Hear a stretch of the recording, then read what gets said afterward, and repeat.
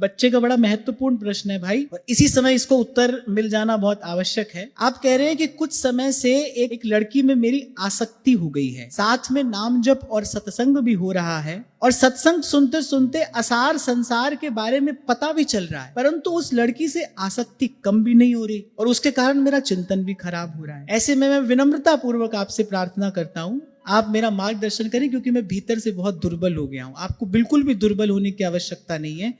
ये आपका प्रश्न मैंने उठाया ही इसलिए कि आपने पहला वाक्य ये कहा कि मेरी उस लड़की में आसक्ति हो गई। अगर आप ये कहते ना मुझे एक लड़की से प्रेम हो गया है, तो फिर ये कुछ नहीं था, फिर ये कूड़ा कचड़ा था, फिर उसको उठाकर मैं सत्संग में नहीं लाता। आपने कहा मेरी आसक्ति हो गई है। आप अपने संबंध के स्वरूप को देख पा रहे हैं, समझ पा रहे हैं, और ये क्या है? ये सत्संग की ही कृपा है। और आपने कहा कि मैं भीतर से दुर्बल हो गया हूं। बिल्कुल भी दुर्बल होने की आवश्यकता नहीं है बेटा, बिल्कुल सही पकड़े हो।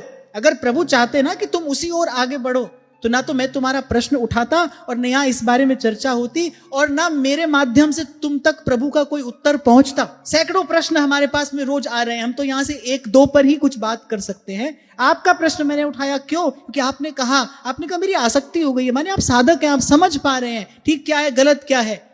और मैं बार बार आपसे कहता आया हूं, कई बार ऐसी स्थिति आती है साधक के जीवन में, उसे ये तो समझ आता है सही मार्ग कौन सा है, गलत मार्ग कौन सा है, लेकिन सही को चुनने की और गलत को त्यागने की शक्ति सामर्थ्य उस समय उसके पास नहीं होती है।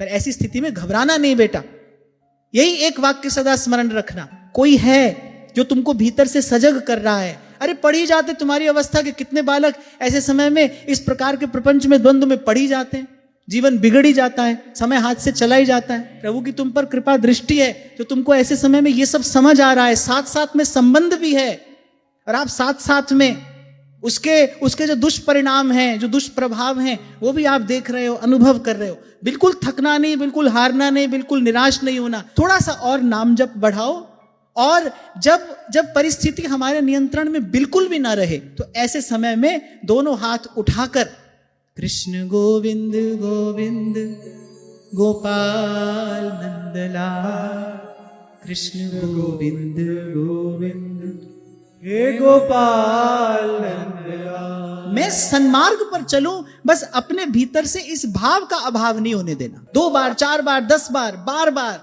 कहो प्रभु से, अरे प्रभु सदा संगी हैं और प्रभु सदा सहाई हैं।